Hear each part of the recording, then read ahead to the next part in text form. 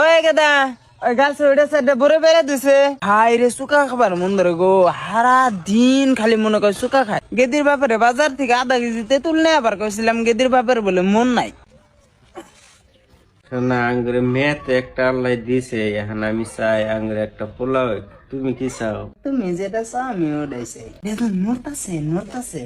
আমার বোন আব্বাকে ডাকতেছে। ওই গেদি গেদি দেহছে ছেড়ে যে কুন্দা যায় খেলায় আমি ওই বেকরা মানুষ আমি এত তালাশ করা হারি কিবা জানি খালি ঘুম ধরে হারা দিন মনে করে ঘুম পারি কিসে থাকবে 6-7 মাস হয়ে গেল গা। তাই কি আর 2টা মাস ওয়েট করো আমি পেটওয়ালা মানুষ আমি না কাম করা হারি ওই গাদার বাপ